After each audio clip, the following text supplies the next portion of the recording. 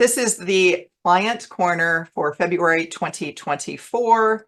What is this? Well, the client corner is just something that I started in 2024 as a way to educate everybody at the same time. This is not meant to be a consultation session. However, if you see something in here that makes you want to talk about it in our consulting sessions, then by all means make a note of that. And that's something that we can dive a little bit deeper on. But for the purposes of this, it's just something to get it out for everybody so that you can kind of learn from one another as well as learn from me as I travel around to different events.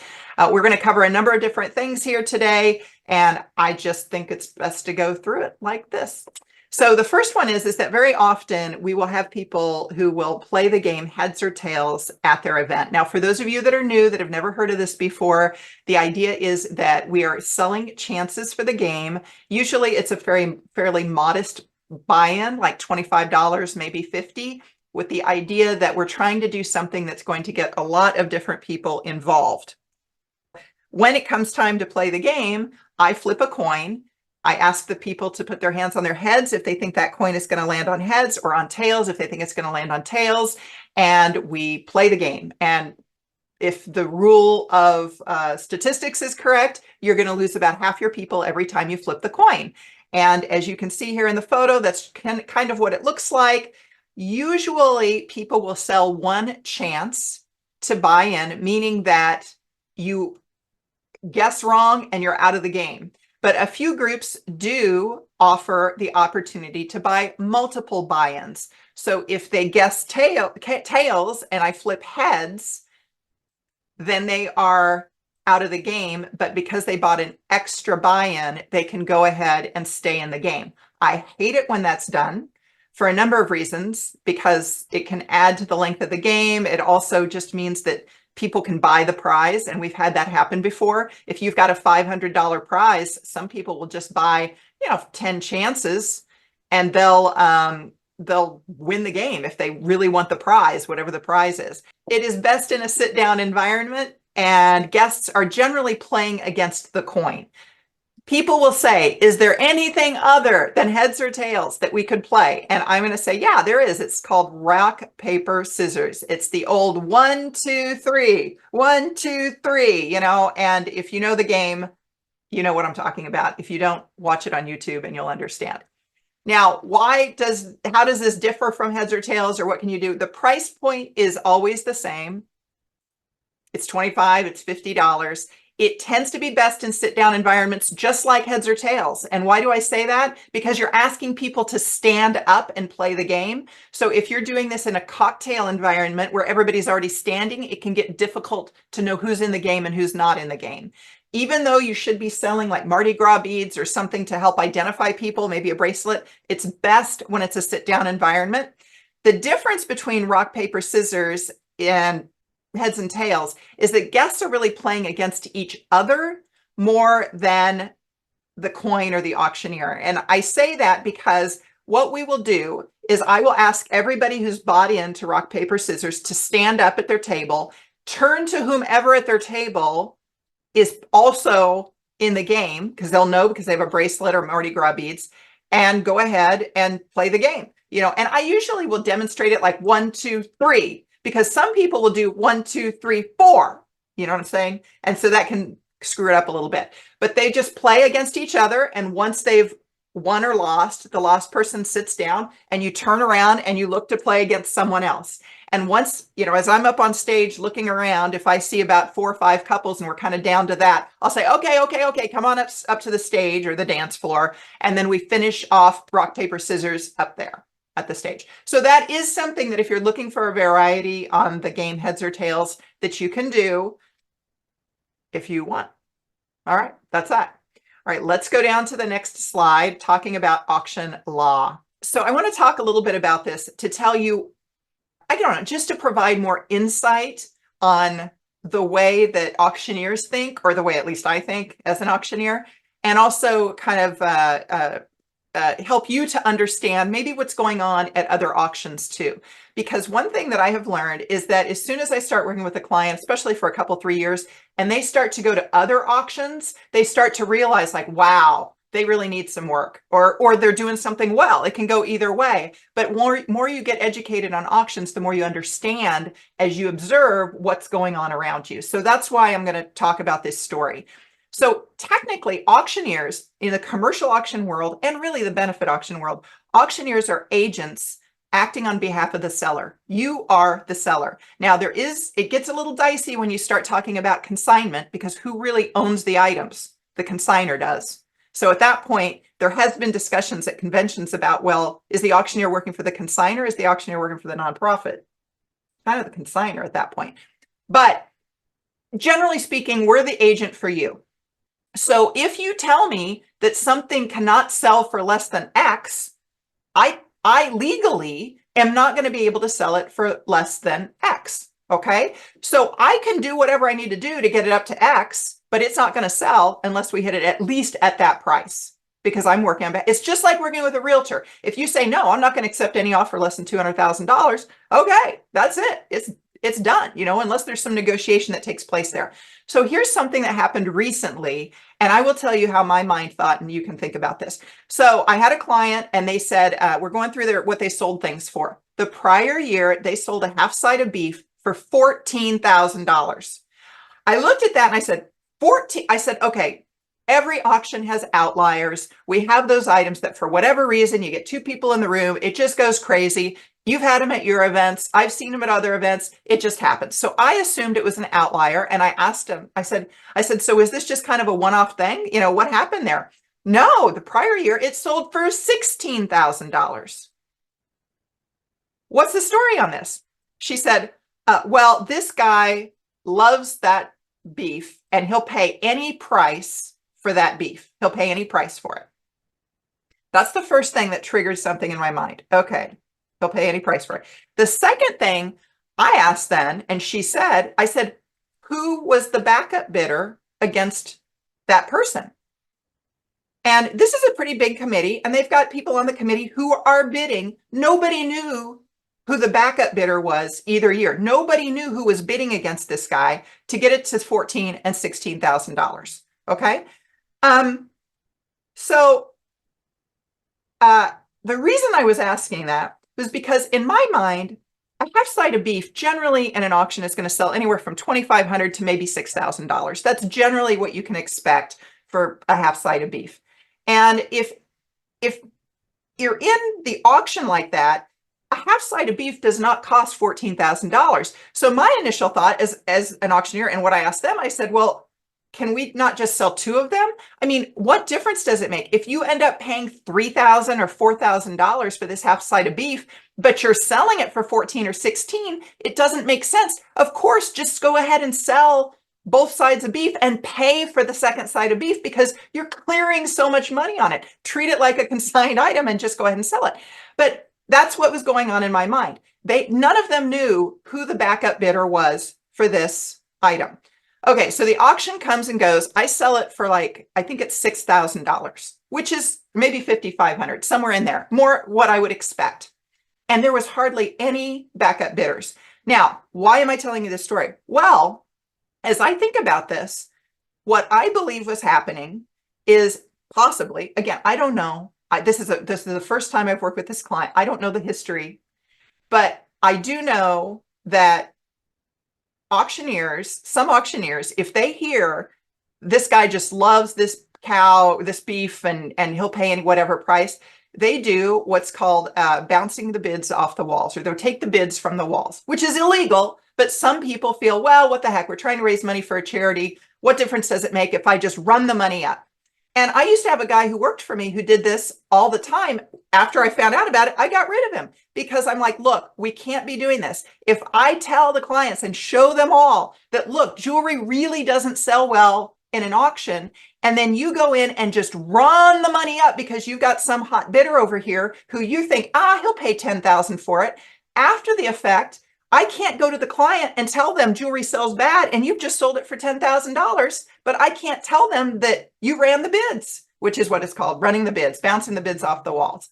And so in this case, I was sitting there going, I wonder if the auctioneer bounced the bids. I wonder if he knew that guy was going to pay. He ran it all the way up. And of course, he's not going to suggest selling the backup bidder. He's not going to suggest selling the other side of the beef because there is no backup bidder. There isn't one. It was just this one guy that was bidding.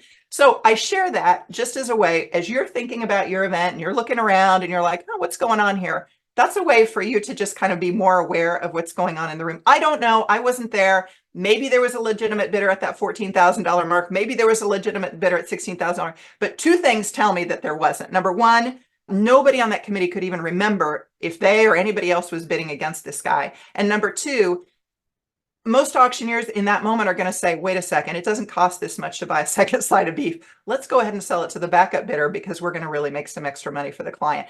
That's my thinking on it. So that's a little bit about auction law and how things go down, and just to make you more aware.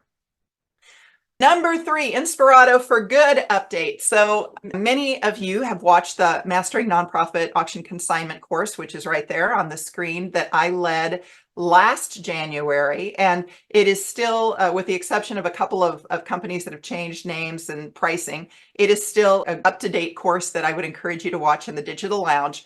They are a company who has excellent properties. You are not going to find anything that isn't a 5-star home anywhere in the world.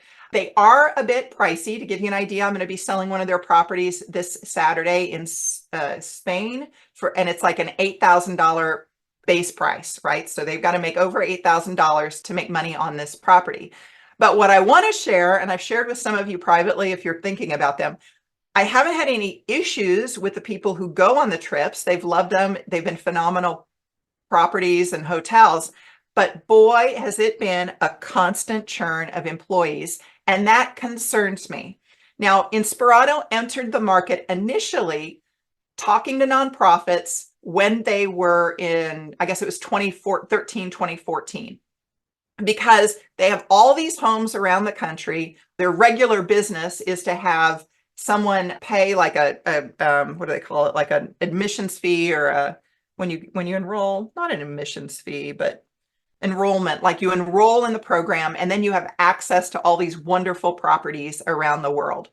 They decided then, because they've got so much excess capacity with these homes, to go ahead and do a nonprofit outreach. So hence INSPIRATO for Good got started. They started this in like 2020, end of 2021, 2022, right in there is when they started to do outreach, having backed off from it in 2014. They initially launched back then, realized that it was way too much work to deal with nonprofits and all of the intricacies involved with that. They launched out of the market, pulled it back.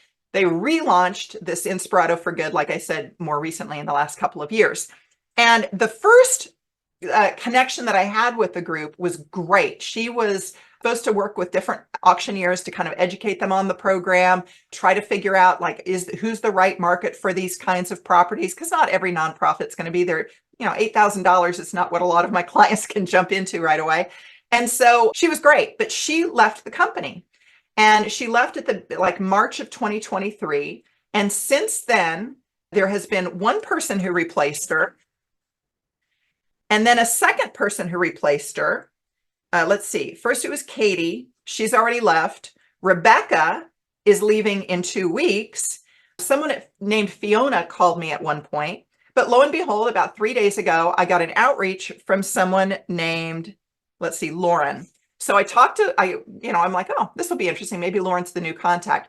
Talked to Lauren. Turns out Lauren works for the INSPIRATO side, and she had me on her target list as someone who would be interested in buying an INSPIRATO membership for $100,000, something like that. I said, no, I'm on INSPIRATO for Good. She's like, oh yeah, I see that in the system now. And I said, well, Lauren, could you help me out? Who's my like rep? Who's the auctioneer person? And she said, oh, it's this Rebecca, but she's leaving in 2 weeks. So now I have asked to speak to Rebecca's manager, who is Jennifer.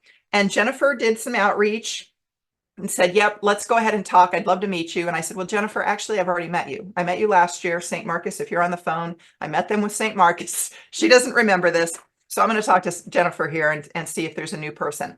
My concern is that they can't seem to keep people. And ultimately, at some point, they're either going to pull out of this again, or they're going to start to reflect poor service at their properties.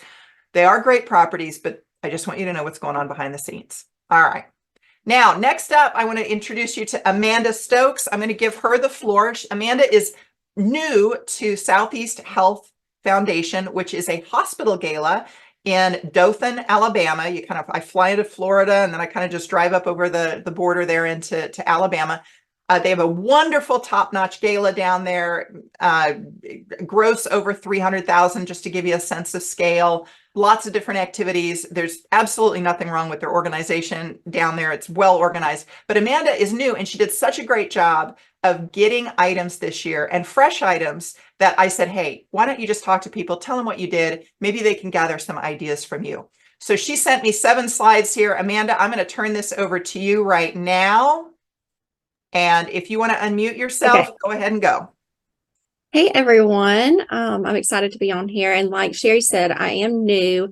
I've worked at the hospital organization in the marketing department for about a year. And then I moved over to the foundation in October. I think it was October, November. So I came in and immediately we went into our gala season pretty heavily. I didn't know a lot of what I was doing, and the only thing I knew to do was just ask people. I did grow up in this community, so I do have those connections, but most of it, I just asked. That quote that you miss 100% of the chances that you don't take. I just kind of took that to heart, and I just went and started asking people for stuff. These are the things that I used, are the tools that I use to secure auction items. Of course, emailing.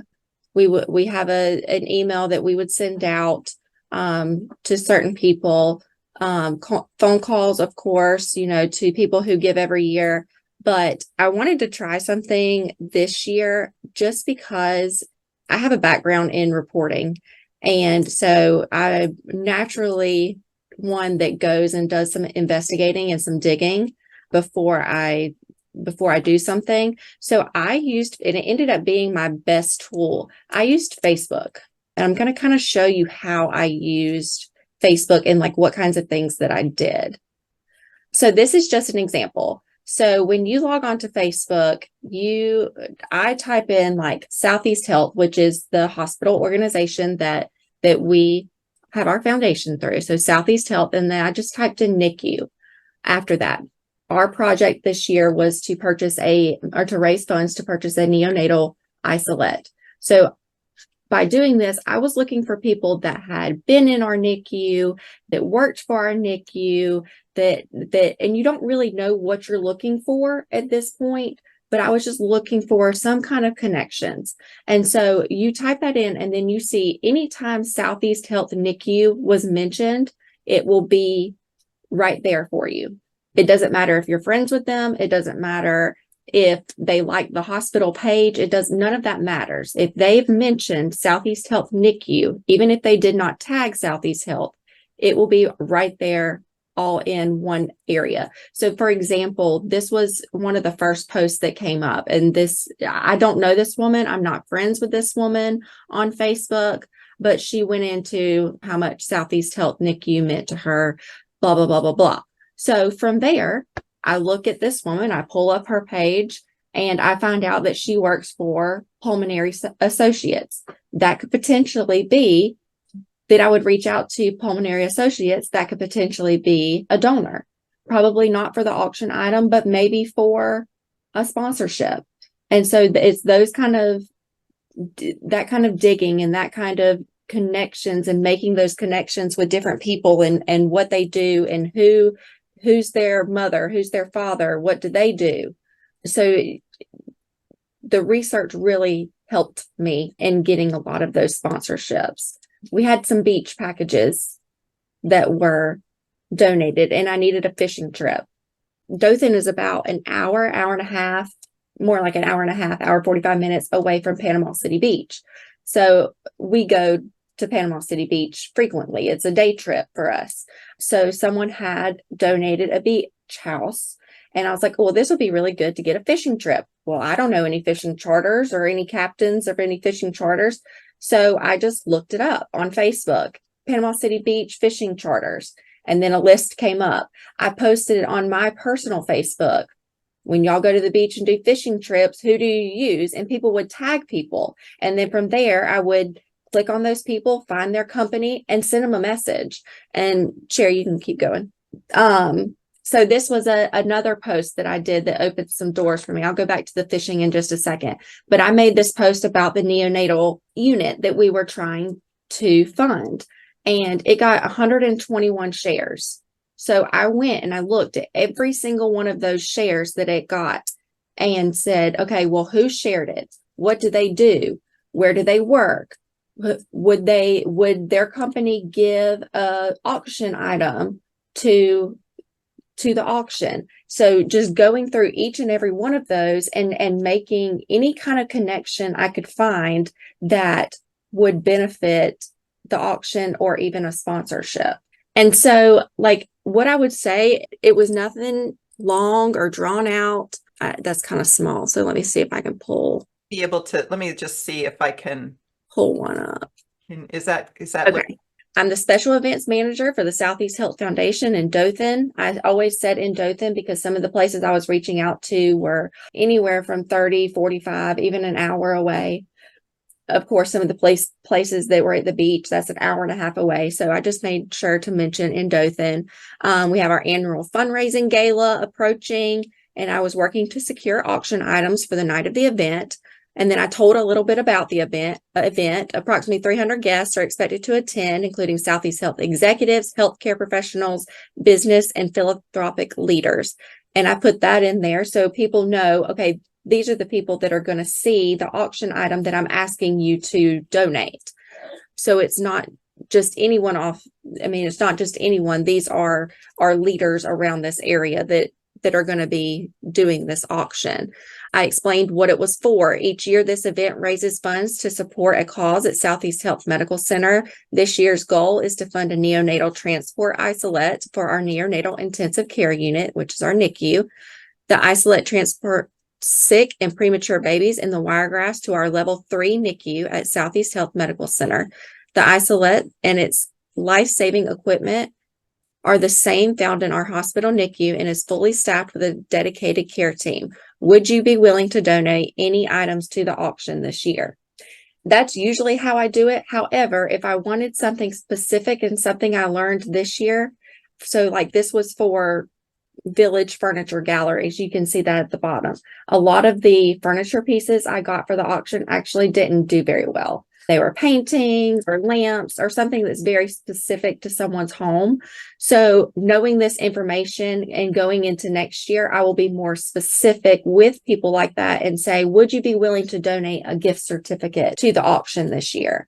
Because a gift certificate will go, whereas a painting may not go in someone. It's not going to be for everybody. Everybody doesn't have the same taste. So, and those are the kind of messages I would send out. I probably sent out 300 Facebook messages just like this. I got a lot of people who didn't respond, but the ones that did respond came through and we're happy about it. Thank you so much for contacting us. We'd love to give something. What would you like? And if they ask you what you would like, be specific. Because if you say, I learned this the hard way. If you say, oh, whatever you're willing to donate, then it falls off their radar.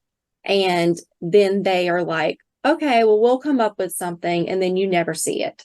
So if they ask you, what would you like? Be specific. I would like a cake. I would like a gift certificate. I would like a recliner if you're willing to do that. And of course, say we'd love anything that you'd be willing to give. However, we feel a recliner would do really well in the auction or something like that. Just anything specific. And generally, I'll just add here on that furniture, smaller pieces will do better. Probably if you're going to go that route and have to get furniture, better to have an end table or a wood piece that's small, easy to transport than a big lazy boy usually. Yes. And that was a hard lesson for me this year because I ended up I messaged every furniture company within 30 miles and ended up getting tons of furniture, tons of paintings. And some of it went, some of it didn't. But if it would have been a gift certificate or something else that a vase or something like that a lot of people could use, it may have went better. You know, So Amanda, though, I am seeing flour sack bakery. Bakery would be a good item in general. A balloon company, that's something you can usually add to a party yes, of some and sort. So, then those I did add yeah. to packages. Okay. Should I go to the Um, next slide here? yes. So this is the verbiage that I kind of just read to y'all, and this is what I said in these. This is for the Facebook message and what I said in these Facebook messages. And like I said, I had a ton of response on Facebook. I had more response on Facebook. 75% of people responded to me on Facebook more than email. And I know email, of course, we've sent out hundreds of emails and paper mailing and all of those, but I got the most response off of social media. And now like I said, I targeted a lot of those. And if I could make a connection with it in that message, I did that. As far as email goes, though, if I couldn't get someone to respond to me on social media, or they said, please send me an email. This is an example of an email I would send. And so again, I would just say who I was and all about the gala, what the gala was, what we were trying to accomplish, and then what we're seeking: donations such as gift baskets, gift certificates, or experiences that we could use. This one was for a gas company here. As I understand, in years past, Southeast Gas has been able to donate a gas grill to the cause. I was hoping that you would be able to do that again this year for the event. Of course, we'd be appreciative of anything you could provide. And they did that, and then attach the auction donation form so they can fill that out, and you don't have to reach back out for them to do that. But being very specific on what I was asking for and not being afraid to be specific worked wonders for me. Should I go to the next? Yeah, you can go to the next one. So, like I said, this is just kind of recap. Do your research beforehand. If you're doing cold calling or doing calling, do your research and find out who you need to speak with. If you call any store and just say, "Can I speak to a manager?" 9 times out of 10, you're not going to get who you need to speak with. I use LinkedIn to do a lot of that. You can find out a lot of information on LinkedIn and who manages certain businesses. Let's see, know what has been given in the past. So even though I wasn't in this position last year, we have all of those records on who gave in the past and what they gave. So when they say, we'll do the same thing we did last year, it's a good idea to know what that was, and for you to not say, oh, well, what'd you give last year? I wasn't here, blah, blah, blah, blah, blah. It's good to have that information. Say, oh, okay, well, you gave 6 months worth of floral arrangement every month for 6 months. Would you be willing to do that again? Honestly, if you ask specifically for what you want, usually about 90% of the time I found they will give it to you. And that's just kind of what I found this year. Like I said, I'm new, so I definitely don't have all of the answers, but ask for what you want. And that's kind of the best advice I can give you is know what you want, ask for what you want, and do your research. Amanda, I think that's really interesting about Facebook. Would you finding items that were going to go into your silent auction or round out packages there, or were you using this as well as a way to get the live items? Because you have new live items too. Both actually. So like I knew we got the beach place, for example, and then I'm like, okay, well, we need a fishing trip to go with that beach place to add something to it. So I just went on Facebook and I started typing in Panama City Beach charter boats, and it would come up with all of these charter boat companies. And then I just started reaching out to them on Facebook. Hey, my name's Amanda Stokes. This is what I do. This is what I'm looking for. Would you be willing to donate a fishing trip? I got a lot of people who didn't respond to me at all, but then I had like 3 or 4 who did respond to me, and then we went with the best option that I felt was the best option. But for everything, that's Okay. Okay, for both. yes, And so both. like I'm thinking of the dinners and so forth, some of those dinners that we sold. Mhm. Was that just people that you knew, or how? So okay, so let me go back. One of the dinners was one of our board members. So the Whitney Woodham dinner, she owns a little restaurant called the Bottle Tree. And so she donated a dinner. So that one was one that was an easy ask because she is on our board. Right. Then we had an Indian dinner, and that one I actually Facebook messaged an Indian restaurant asking for a gift card. And she happened, I did not know this beforehand. She happened to be a doctor's wife of Southeast Health and said, well, I want to do this. And then she ended up giving a dinner for 10 or 8 in her home. And so that was kind of a luck of the draw, just messaging a restaurant. And then we have another dinner who the chef is a up and coming chef here in town, but she's been featured on Fox News and Farm Fresh, something like that. She's a very up and coming chef, and I went to high school with her. So I sent her a message and say, hey, would you be willing to do this? And then same thing with the musician that came with that package. I didn't know him, but I know of him. And I just sent him a message and said, this is what we're doing. Would you be willing to contribute? That was great. Thank you so much for sharing that. And just Absolutely. the way to use Facebook. That was really interesting and I think helpful for folks, especially if you've got volunteers. I recognize we all have got a lot on our plate, but if you've got volunteers and you're wondering how you can put them to use, that might be a good way to push a volunteer and start going down that path if they like to dig a little deeper and figure out relationships and who might be someone to ask for. Something that I'll share as well. I have gone through donor request letters in the past with some of you, but there's 3 words that oftentimes are good to use if you're asking for a donation, and those are showcase, feature, and highlight. We'd like to feature your restaurant. It will be highlighted in the live auction. We will showcase it amongst blah, blah, blah, blah, blah. So those 3 words are something that you can incorporate into your letters as well. Thank you, Amanda. All right. Just as we wrap up company updates, I had my photo shoot trying to get things ready for the new website. That's going to not start though until May. Mika, my team member, is working on still moving everything into this new platform for the digital lounge. I was able to get the item guide done, but it is not yet up on my website. So that will be something to take a look at once it is up and available for download. And then finally, as far as personal updates, I just had what was supposed to be my final physical therapy today. She's like, oh yeah, you need more work. So we're going to go continue that beyond 6 weeks.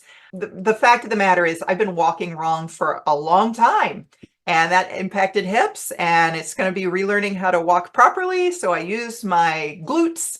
And who would have known? So to that end, sometimes I'm limping, sometimes I'm not. No arthritic pain, but as always, a high boy or a podium at your event is helpful just so I can put notes on it, lean against it, whatever the case might be. So there we have it for the February rundown. Is there any questions that we want to pop in here about right now, or do we want to show a little bit of love to Amanda, maybe in the chat? That might be a nice, or on the screen, whatever the case might be.